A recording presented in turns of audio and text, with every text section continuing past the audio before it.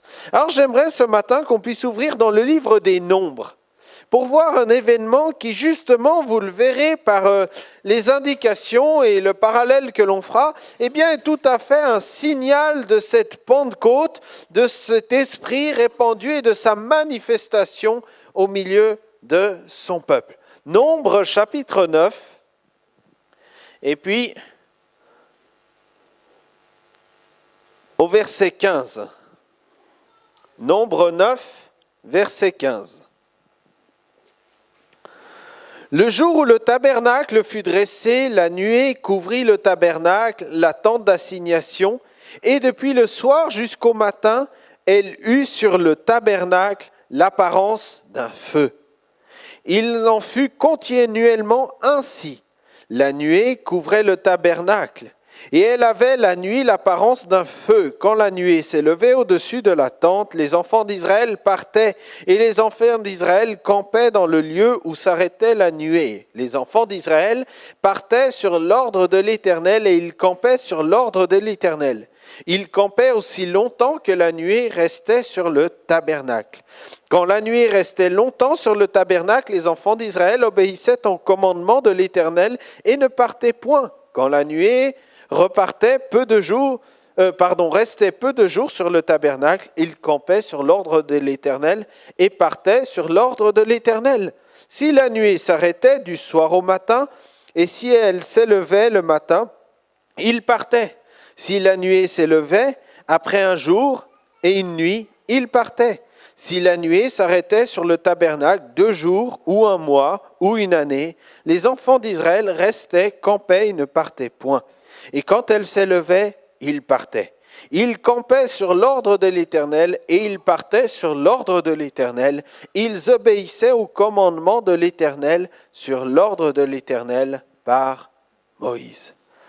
Voilà un fait qui est particulier, celui de cette nuée miraculeuse qui se trouvait sur le tabernacle, sur cette tente construite pour la rencontre de Dieu.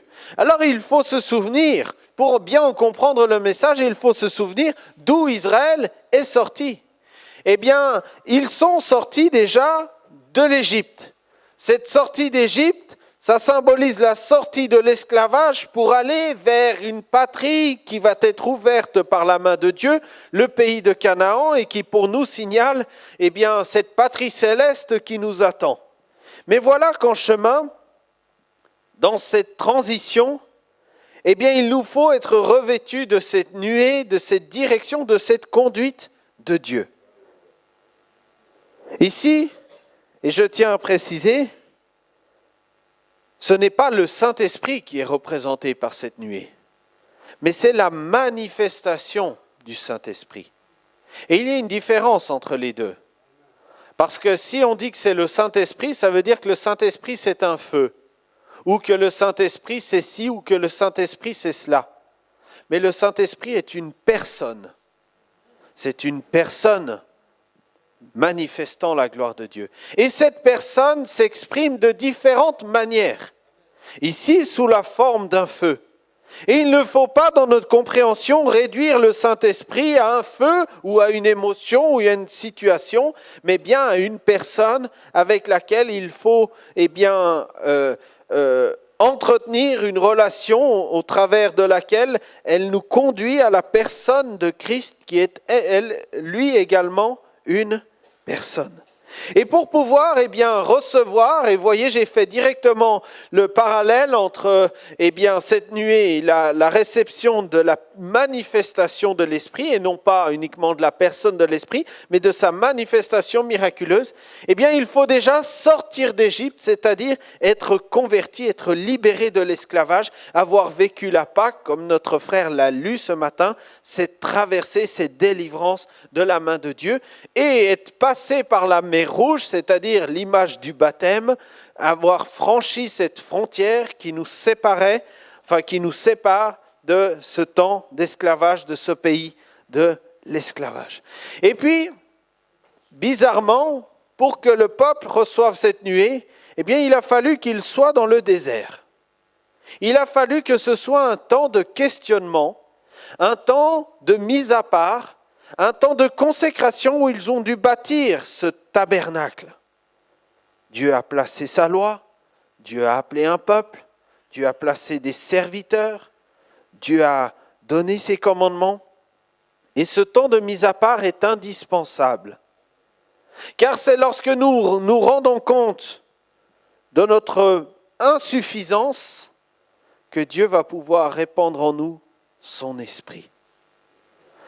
Les disciples ont été baptisés du Saint-Esprit, non pas lorsque Jésus était présent, mais à partir du moment où Jésus a été absent et qu'ils ont ressenti cette absence. Parce que le voilà qu'il s'élève au ciel, le temps qu'ils se rendent compte de ces choses et qu'ils persévèrent dans la prière, ils ont bien compris qu'il leur manquait quelque chose. Mais ils avaient aussi entendu le Maître leur dire « Attendez à Jérusalem et vous recevrez une puissance ». Pour pouvoir recevoir une puissance, il faut réaliser notre insuffisance. On ne le voit pas bien là, mais j'ai cité un petit bout d'un verset que l'apôtre Paul a écrit concernant le fait d'être un témoignage, une odeur de Christ, une odeur de vie ou une odeur de mort, répandant la bonne nouvelle. Et l'apôtre Paul dira « Et qui est suffisant pour ces choses ?»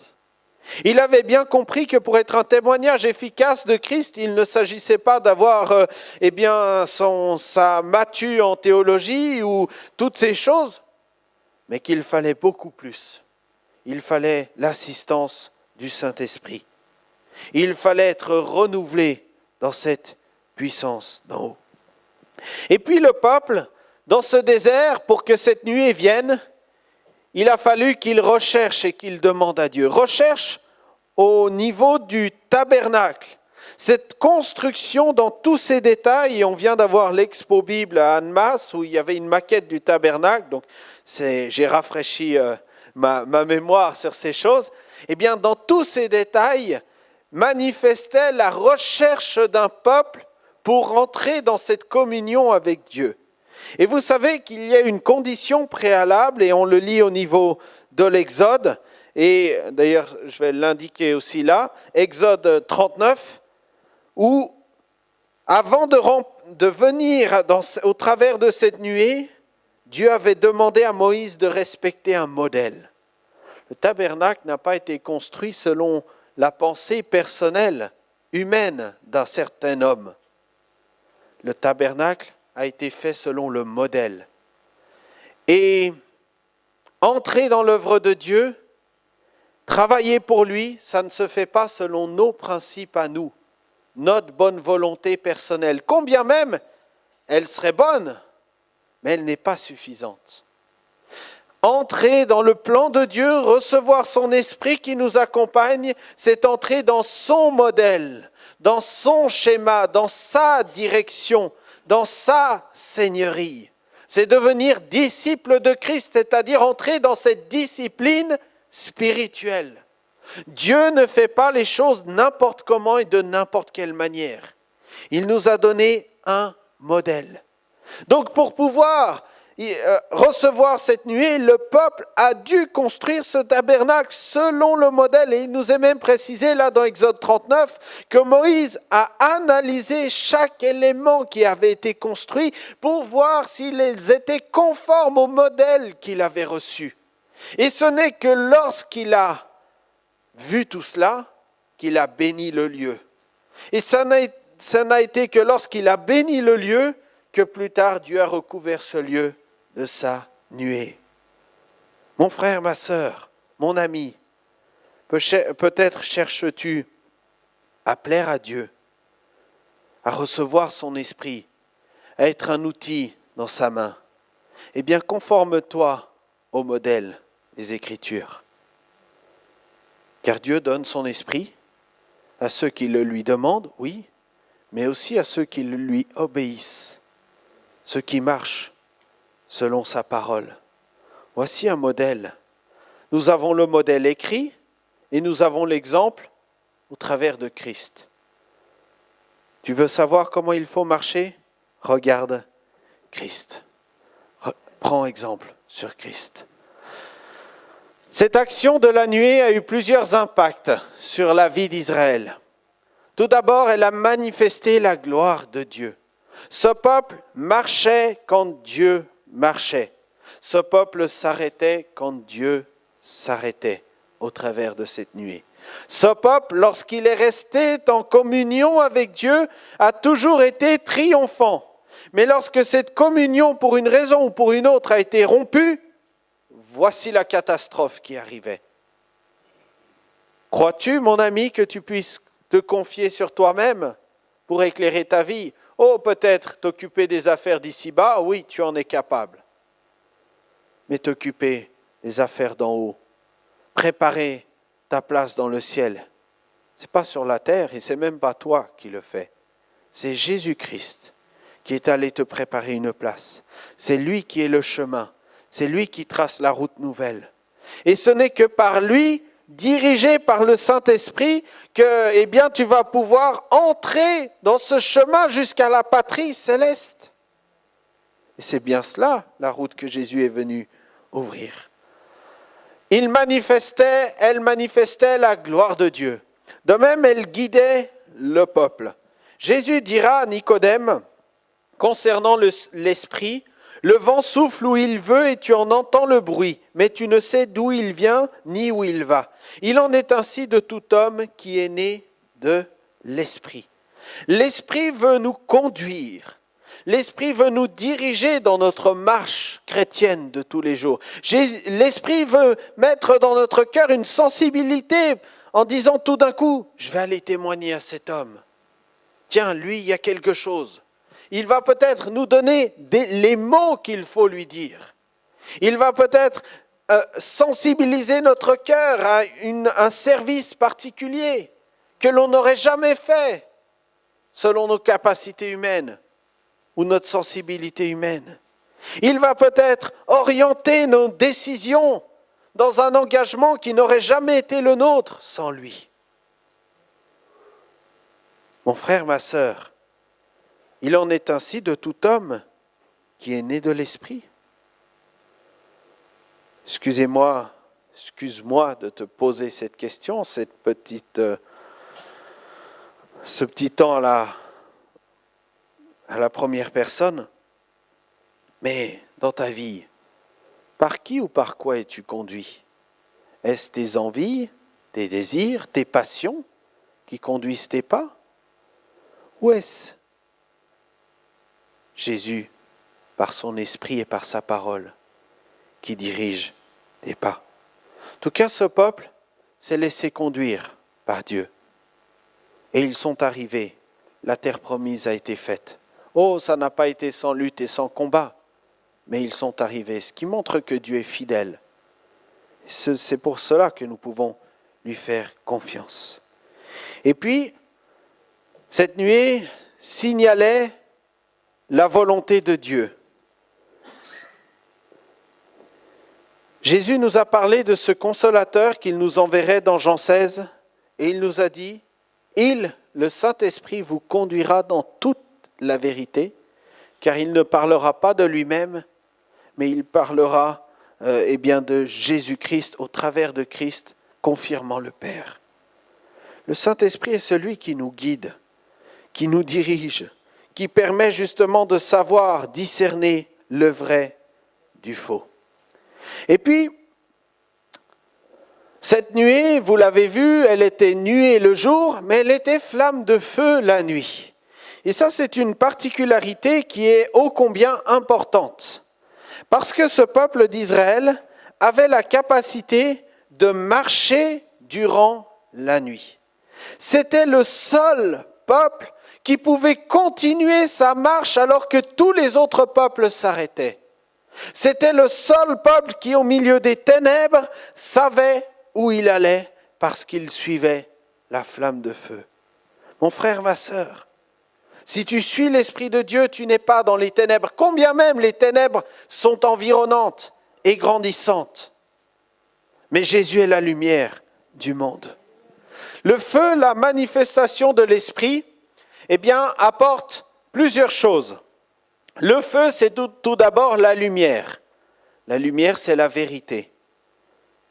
Nous allons lire dans l'Épître aux Corinthiens, en Corinthiens 12, justement les différentes expressions. Le mot don a été utilisé, mais ce n'est pas tout à fait exact. C'est des expressions du Saint-Esprit qui nous sont données aujourd'hui et qu'il faut rechercher. 1 Corinthiens 12. Et puis je lirai au verset 7.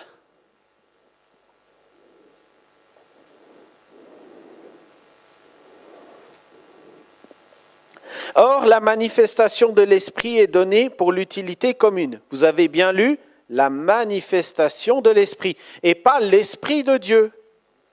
L'Esprit de Dieu, on le reçoit à partir du moment où on confesse que Jésus-Christ est Seigneur. Nul ne peut dire que Jésus est Seigneur si ce n'est par l'Esprit. Mais quant à sa manifestation, il s'agit bien là d'une seconde étape qui est signifiée par quelques effets, quelques dons, quelques manifestations qui se transmettent au travers de ce que nous allons lire. En effet, à l'un est donné par l'Esprit ou par sa manifestation une parole de sagesse, à un autre une parole de connaissance selon le même Esprit, à un autre la foi par le même Esprit, à un autre le don des guérisons par le même Esprit, à un autre le don d'opérer des miracles, à un autre le discernement, à un autre la prophétie, à un autre le discernement des esprits, à un autre la diversité des langues, à un autre l'interprétation des langues. Un seul et même esprit opère toutes ces choses, les distribuant à chacun en particulier comme il veut. Qu'est-ce à dire? Que nous pouvons avoir un don et pas les autres?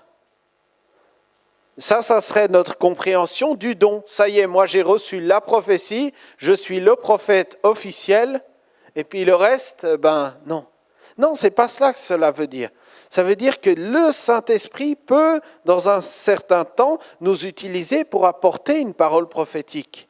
Et dans un autre temps, pour annoncer une interprétation des langues, donner une parole de sagesse, avoir une révélation à un moment donné, une parole de connaissance. Et justement, on le voit, ces différents aspects dans cet exemple du feu, qui n'est pas l'esprit, mais qui est sa manifestation. Le feu apporte la lumière, la vérité.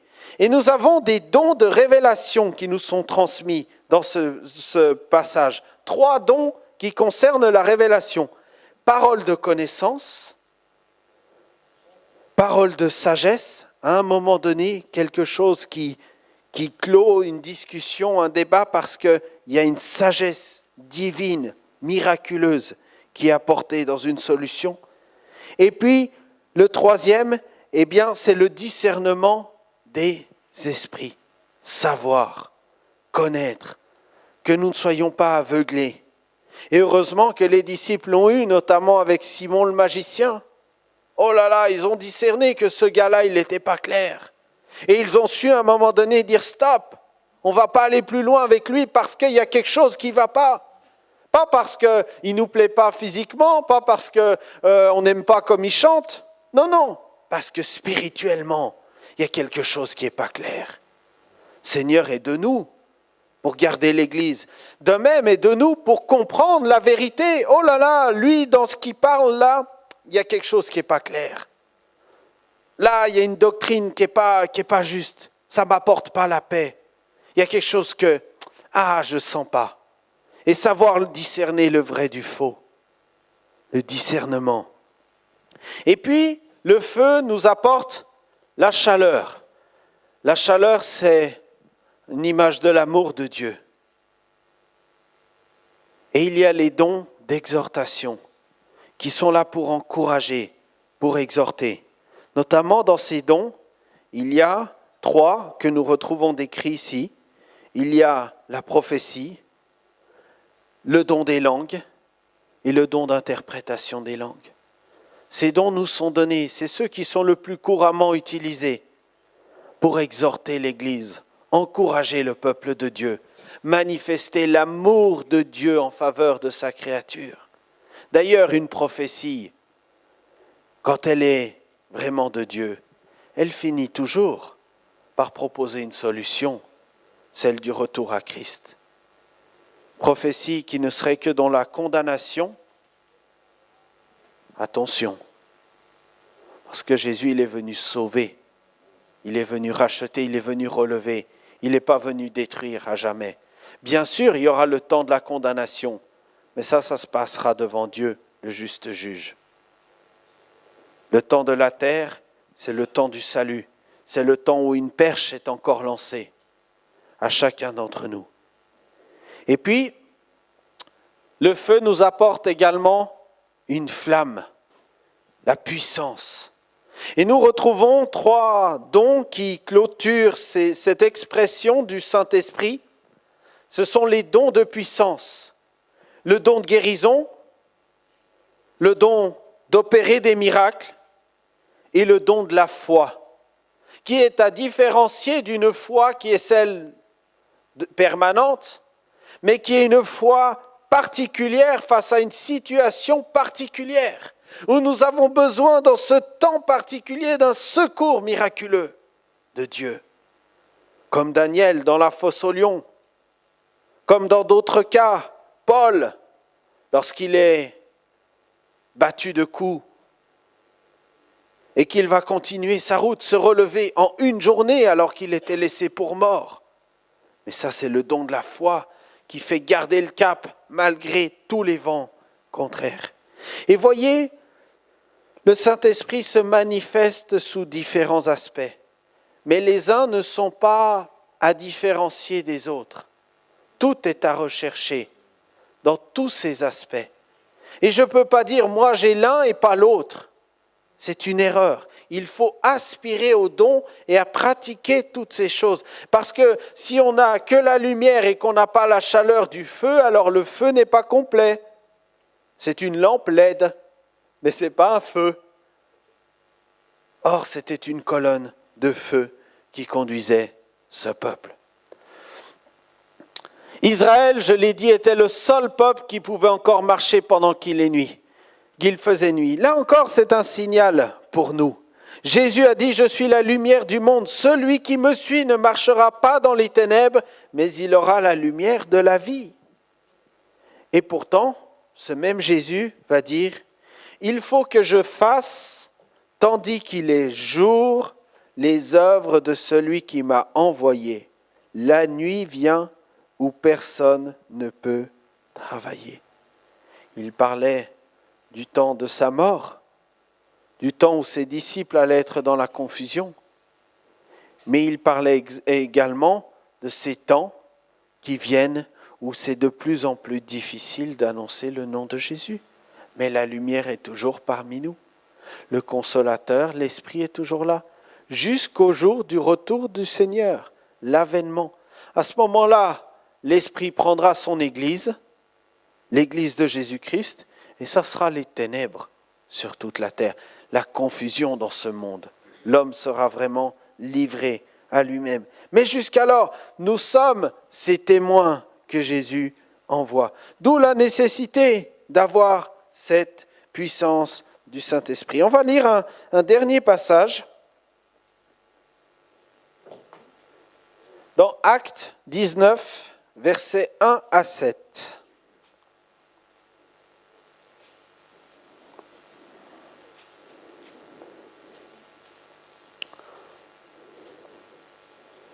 Acte 19, versets 1 à 7.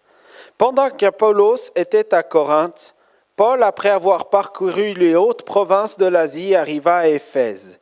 Et ayant rencontré quelques disciples, il leur dit, « Avez-vous reçu le Saint-Esprit quand vous avez cru ?» Ils lui répondirent, « Nous n'avons même pas entendu dire qu'il y ait un Saint-Esprit. » Il dit, « De quel baptême avez-vous donc été baptisés ?» Et ils répondirent, « Du baptême de Jean. » Alors Paul dit, « Jean a baptisé du baptême de repentance, disant au peuple de croire en celui qui venait après lui, c'est-à-dire en Jésus. » Sur ces paroles, ils furent baptisés au nom du Seigneur Jésus. Lorsque Paul leur eut imposé les mains, le Saint-Esprit vint sur eux, et ils parlaient en langue et prophétisaient. Ils étaient environ 12 hommes. Cette question, je vais la reprendre. peut-être pour chacun d'entre nous, et nous la poser.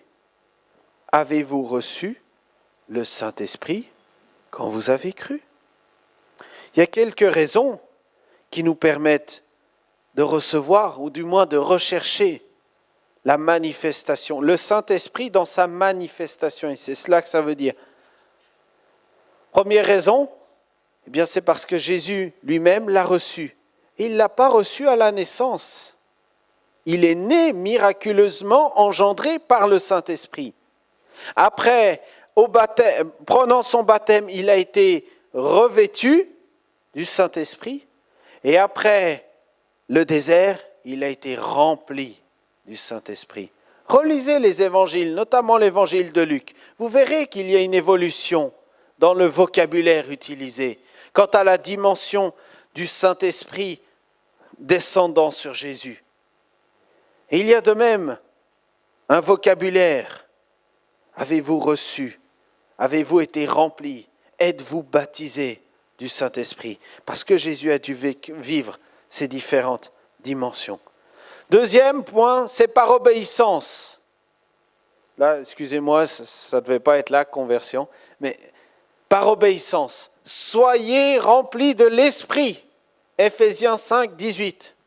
Et la partie qui précède nous dit, ne nous enivrez pas d'alcool, mais au contraire, soyez remplis de l'Esprit. Par obéissance, cherchez ce baptême d'en haut. Pour être des témoins efficaces, vous êtes la lumière du monde. Avant d'envoyer ses disciples, Jésus leur a dit, vous recevrez une puissance et vous serez mes témoins. Pour être un témoin efficace, pour parler de Jésus avec autorité, pour accomplir des actions spirituelles. Et là, j'ai mis une partie de ce verset d'Éphésiens encore 6, 12 qui nous dit « Car nous n'avons pas à lutter contre la chair et le sang, mais contre les principautés, les autorités, les dominations, contre les esprits méchants dans les lieux célestes.